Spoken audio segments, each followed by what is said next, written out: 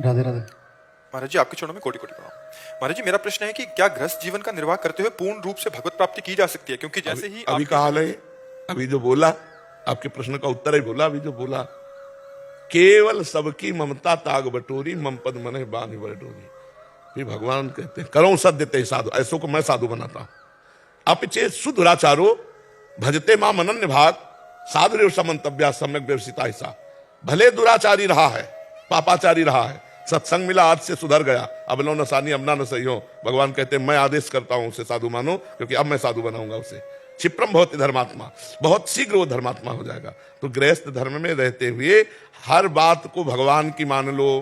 भगवान के बल से भगवान की दी हुई खेती कर रहा हूं, भगवान के परिवार का पोषण करने के लिए, और राम राम कृष्ण कृष्ण हरि हरि, उससे बड़ा महात्मा कौन?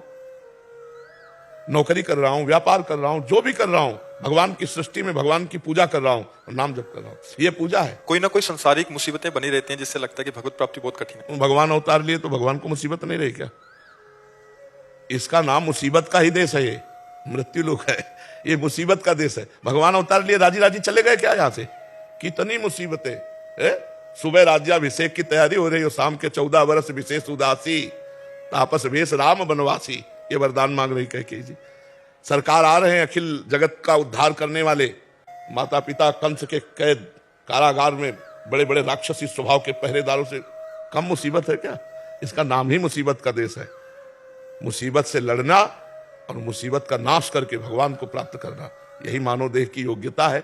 हर मुसीबत को हम नष्ट कर सकते हैं। गृहस्थ हो चाहे विरक्त, लक्ष्य बना लो भगवत प्राप्ति, अपने कर्तव्य को बना लो पूजा और नाम जप करो, भगवत प्राप्ति पक्की हो जाएगी।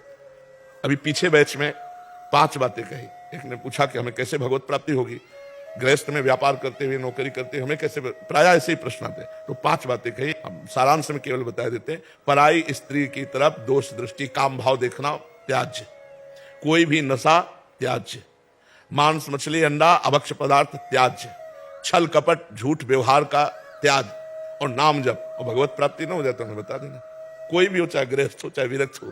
अगर विरक्त बाबा जी का भेष रख के छल कपट करे, गंदी बात करे, तो नरक ही जाएगा। कोई भगवान थोड़ी प्यार करेंगे। और गृहस्थी में रहकर के भगवान का भजन कर रहा है तो भगवान प्यार करेंगे उसे, क्योंकि जो भगवान को भजता है भगवान उसे वैसे भजते। ये था माम प्रपद्यन्ते तास तथैव भजाम्यहम्, हम जो मुझे जैसे भजता मैं वैसे भजता हूँ। तो गृहस्थी कोई कठिन बात नहीं भजन करना, पर अभ्यास करे तब है। मान लो गृहस्थी में एक परिवार में 5, 7, 8 लोग होते होंगे, हमारे परिवार में 50, 1000, आप ही सब तो हमारे परिवार हो।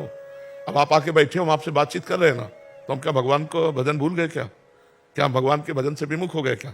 नहीं, भगवान के नाते से ही आपके पास बैठे, भगवान की चर्चा कर रहे हैं और आपको भगवान मान करके देख रहे हैं अंदर से, हमारा भजन हो रहा है। तो ऐसे आप गृहस्थी में देख लो, पत्नी रूप में भगवान आए, पुत्र रूप में भगवान आए, माता पिता रूप में भगवान आए, उनकी सेवा करो, मेहनत करो और भजन करो, हो गया। और मुसीबतें सुख दुख ये कोई खास बात नहीं। अगर रात्रि आई है तो दिन आएगा, दिन आएगा तो रात्रि आएगा। हम क्यों रोए कि यार रात्रि क्यों आई? रात्रि की व्यवस्था करो दीपक जलाने की। तो दुख और मुसीबत से बचने के लिए ज्ञान दीपक जलाने की व्यवस्था करो, ज्ञान हो जाएगा तो बड़ी बड़ी विपत्तियों को भी रौंदते हुए चले जाओगे। नहीं तो एक गृहस्थी आदमी, गरीब आदमी था, उसकी भैंस थी, 15-20 लीटर दूध देती होगी, उसी से परिवार चलता था। मर गया, पूरा परिवार ऐसे रो रहा था जैसे मतलब सर्वनाश हो गया। क्यों? अब उतना ही, अब उनको ज्ञान नहीं, भगवान का भरोसा नहीं, एकदम जीवन ऐसा लगा खत्म हो गया। जीवन, भैंस मर गई मतलब जीवन खत्म हो गया। तो मुसीबतें ऐसी बहुत सी आती हैं, जीवन खत्म है। मैं उन भगवान की शरण में हूं जिन्होंने 1 सेकंड में अनंत ब्रह्मांड बना दिए। वो हम पर कृपा करेंगे तो न जाने कहां से कैसी व्यवस्था कर देंगे। इसलिए भरोसा दृढ़ रखो। जब तक अध्यात्म का ज्ञान नहीं होगा तब तक शांति अंदर नहीं आएगी, अशांति रहेगी, चिंता रहेगा, भय रहेगा, शोक रहेगा। इसलिए अध्यात्म सुनो, अध्यात्म को धारण करो, तभी मंगल होगा। और जी गुरुजी, सहन शक्ति की बहुत कमी हो जाती है। नाम जप करो, नाम जप। गुस्सा बहुत आता है जब नाम जपने लगते हैं, तो कोई ना कोई ऐसा संसार में कोई ऐसी बात हो जाती है कि गुस्सा आने लगता है कि हम किसी के साथ बुरा नहीं करते लेकिन हमारे साथ बुरा। ऐसा गलत बात सोच रहे हो। अगर हमने बुरा नहीं किया तो हमारा कोई बुरा नहीं कर सकता। आज नहीं किया तो कल किया है बुरा, तो कल वाला आज आकर हमारा हिसाब देगा। मेरी सहन शक्ति खत्म हो जाती है। नाम जप करो, नाम प्रताप जब उदय होगा तो बड़े से बड़े कष्ट को सह जाओगे। देखो गुरु अर्जुन देव जी को कैसा कष्ट दिया जा रहा है और कह रहे तेरा किया मीठा लगे, तेरा किया मीठा लगे। आग में तपे हुए तवे पर बैठाल कर बालू गर्म तप्त डाली जा रही, क्या क्या नाखून में क्या क्या कष्ट दिए जा रहे, और कह रहे वाहे गुरु तेरा किया मीठा लगे। ये सामर्थ्य आती है भजन से। खूब नाम जप करो, नाम जप बढ़ाते चले जाओ। अभी तो शुरू किया है, हाँ नाम जप बढ़ाओ, जब थोड़ा खजाना हो जाएगा तो सब बल आ जाएगा।